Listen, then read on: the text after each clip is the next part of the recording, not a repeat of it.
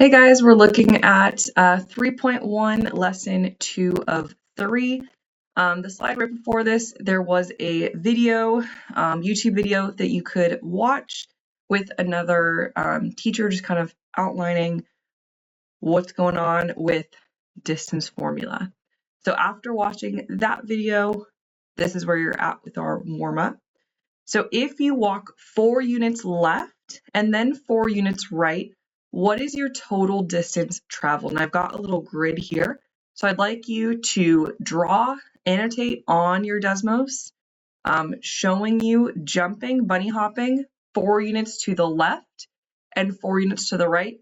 And you can go ahead and box your answer in this space over here for that total distance that was traveled. All right, I encourage you to go ahead and pause this video right now, try this out, work it out, and then once you're ready to check your answer, jump back. All right, assuming you have paused, you've got your work, you're ready to check. Let's see. So 4 units to the left is in that direction, and then traveling 4 units to the right is going to go in that direction. So because we're going to go to the left, let's start somewhere over here to show these bunny hops. So here you are. Beautiful. And you're going 4 units. 1, 2, 3, 4. You're going 4 units to the left. And then from there, you're going to go 4 units to the right. So you'd end up over here. And then we're traveling this way. 1, 2, 3, 4. What was the total distance traveled? 4 plus 4 would be 8 units total. 8 units. 8 units. All right, so we're just kind of thinking about distance. From yesterday's lesson, we can remember that distance is always positive, right? Even though we're traveling, thinking of like a number line, 0, this is like -4. Even though we are traveling to the left 4 units, that's going in the negative direction, our Apple Watches or our smartphones would not tell us, oh, because you're going in the negative, it's canceling out. No, right? Even though on a number line, 4 units in the negative, 4 units back would leave you at 0. That's not what the total distance is traveled, right? Distance is always positive. It can't cancel out, which is good news for us because that would be devastating if you're walking to get coffee and you come back and then it cancels out, right? That'd be really sad. All right. So this is our distance formula. Because this is a recording, we might not be able to add this to our notes in Engagely, but it's okay. We'll add it next time we're in class. So what is distance formula? What's going on there? Remember, distance formula is derived from Pythagorean's theorem. So we looked at Pythagorean's theorem in our last lesson, and now distance formula is very similar to that, except we use distance formula when they don't give us a graph. If they only give us coordinates, from this coordinate to this coordinate, calculate the distance. And usually it's going to be a diagonal distance like this. We're still finding C. So where does this come from? Pythagorean's theorem, again, is a squared. So put this over here. So a squared plus b squared equals c squared. And then to get c by itself, we could take the square root of both sides. C, that distance, is equal to the square root of a squared plus b squared. So this is, again, same formula, except when we have coordinates, when we can't count up that vertical and horizontal distance. So x is our horizontal distance. So the change in x, that's over here. What's that horizontal distance? Just like Pythagorean theorem, right? We would bunny hop and plug it in. But here, we're going to use the x values, finding that difference between them, which is that distance squared, right? Like a squared, plus the change in y.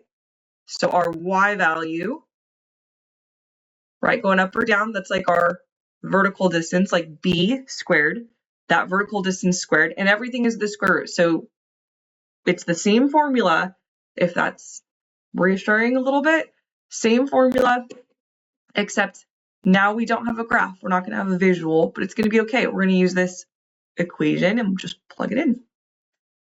All right, so now I'm on slide 5. We're going to do this one as a class. This problem is from your homework. So again, not refresh, because this is recording. You're going to have to click the next button like I've been doing to go to slide 5 here in Desmos until you see this slide. This is from your Khan Academy homework, so you will see something similar for your homework, just saying. So finding this distance between these two coordinates that they're giving us, how could we do that? What's going on? First things first is we're going to rewrite our distance formula. Anytime we're given a new formula, we always want to keep rewriting it. I know it's like a pain. You're like, ew, I have to rewrite all the time. I know, you guys don't like to rewrite it, but the more you're rewriting something, the more engraved it's going to be in your brain. You will retain this information. We want to remember what to do when we get to our exam eventually. So distance is equal to the square root of, it was the difference in the x value, so x2 minus x1 squared plus y2 minus y1 squared. And I am going to color code, obviously. Obviously, who would I be if I did not color code? So I'm going to have this be our x1, y1 coordinate, and I'll have this be our x2, y2 coordinate. It does not matter which one you say is the ones or the twos, as long as they're together. This sub 1, x sub 1, y sub 1, that's just saying this is our first coordinate. x2, y2, that subscript, that's all it's saying is this is our second coordinate. So I'm just labeling it first one because it's the first one I see, second one because it's the second one I see. But it does not matter. You will get the same answer if you had the other one be the first one. Okay, so I'm going to color code. So I said purples are going to be the 2s. I'm going to match them up. And I said green is going to be the first coordinate. For your homework, for your exam, what you can expect for getting, right, passing grade, how do we show our work? You don't have to color code if you don't want to. If you're really against color coding, I don't know why you would be, because it's a great resource. It's helping you stay organized. But if you are like just really against color coding, what I do need to see from everyone, even if you are color coding, is this right here, this labeling, x1, y1, x2, y2. So go ahead and pause this video if you do not have this on your as a class, because I will be checking later who is writing this all down. So make sure you got that on your slide, Again, slide 5, excuse me, choking on nothing. Slide 5, first coordinate, second one. And we're just gonna plug it in.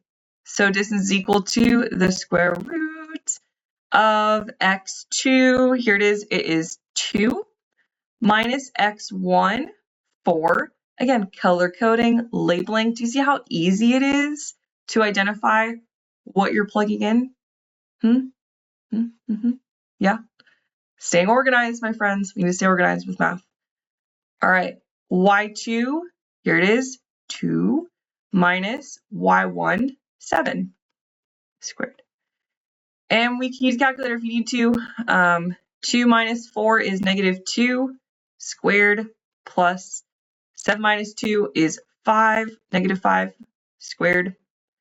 That's going to be 4 plus 25, which is 29. But remember, all of this is inside of this square root. So we don't want to stop here. We need to remember we're kind of doing some side work over here of simplifying. There is still that radical. So it is the square root of 29, and that's an option. So great. We don't need to simplify it. Square root of 29.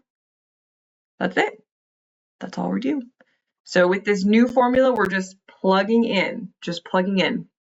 Again, big idea. I'm even going to type it out, and I will add this to our notes when we get back for class. So please hold. Big idea. I'll just say, forget the big idea. We'll say need to label x1, y1 and x2, y2. We need to label. We labeled it first. We need to rewrite. Let me do this like this. We needed to label those guys. Sorry, I'm trying to make this like all organized. We need to label. We need to rewrite formula. And then we just plug it in. Plug it in and simplify. That's it. Those are like our steps. So instead of need to, we'll just say steps.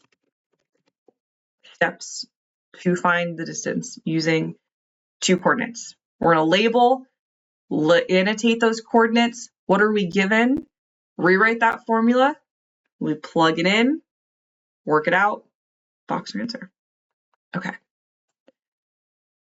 If this was in class, I'd have you guys add this to your notes. This is a recording, so we'll do that later. On your own, go ahead and try this one on your own. This is slide 6. I'll have you pause the video, try this on your own, and then when you're ready to check your work, click resume.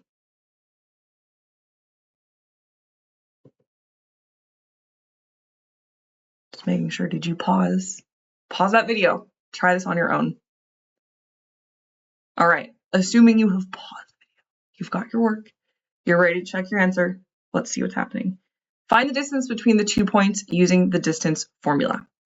All right, because we are given a graph, we could use the distance formula or we can use Pythagorean's theorem, either one. Let me just check if I had another slide. I've got a brain break. Okay, since on our last one, I do have you using the distance formula, I'm gonna have us do Pythagorean's theorem for this one, just so we can have a refresher also. Because when we are given a beautiful graph visual, we're like, cool, thank you for that visual, Pythagorean theorem. If we are given just the coordinates, distance formula. All right, so I'm going to connect our dots. We're going to draw out a right triangle. So we are dropping a line. We're going to calculate for the vertical distance, the horizontal distance with our bunny hops. This is a right triangle. It's a right angle. Then we'll use, not distance formula, nope, Pythagorean theorem. Pythagorean theorem. Pythagorean theorem, very similar to the steps on the last one. We want to rewrite the formula. It is a squared plus b squared equals c squared. Mic drop. This is a very nice formula to have memorized in your back pocket. It is very simple. A, B, C, and they're all squared. A squared plus b squared equals c squared. All right, so I'm going to find the vertical and horizontal distance. That's how we did it last time. We had, I think I set A to be horizontal. The horizontal distance, which is x, the change in x. And then I had B as the vertical distance, which is our change in y from our notes from, excuse me, our notes from last lesson. Okay, so horizontal first, change in x down here. 1, 2, 3, 4 bunny hops. So plugging in, we've got 4 squared plus vertical distance. 1, 2, 3, 4, 5, 6, 7, 8, 9. 9 squared. And that is equal to some unknown. We do not know what c squared is. We don't know what it is. We're going to find it. We're going to find, this is c. Remember for Pythagorean theorem, we've got a, b, c. It does not matter, again, which one is a or b. If you really want to start with the vertical change first, squared first, you do you. It's not going to change the formula. Just keeping it consistent. I'm going to have us always start with the horizontal distance, then the vertical, just to be consistent. But because we're adding them, it doesn't matter, right? 3 plus 2 versus 2 plus 3 is still 5. It's commutative, so it doesn't matter the order that we're adding. As long as we are, I will say a big thing that I've noticed from past trimester students is difficulty drawing this right triangle. So make sure that you are using the line tool, first of all, but follow the grid. Notice that there's all these vertical lines on the grid and horizontal lines. So your first step, again, make sure double check on your graph too, because I will be again checking that you've got this on your Desmos for points today. That you've got this vertical line, and then the diagonal line, and then the vertical here, following that grid, going straight down and then going across. All right, now that we're done with that, calculator, 16 plus 81, that's 4 squared plus 9 squared, so that's going to be 97 is equal to c squared. What we learned in our last video is to get rid of this exponent of 2, we're going to need to take the radical, the square root of both sides. We'll end up with c is equal to square root of 97, which is option D. So again, make sure you've got all of this work on your Desmos, because I'm running out of time for this making this video. There's brain break. Try this one on your own if there's still time in class, right? As at the time of you watching this. This one is optional. And then here on slide 10, let me know how confident are you feeling with finding the distance between 2 points using that distance formula and explaining why it's positive. Why is distance positive? Could you explain that to a friend? Kind of get it, or you're a little confused? Let me know. Any questions, please message me in Canvas inbox. And that's it. All right. Bye, guys.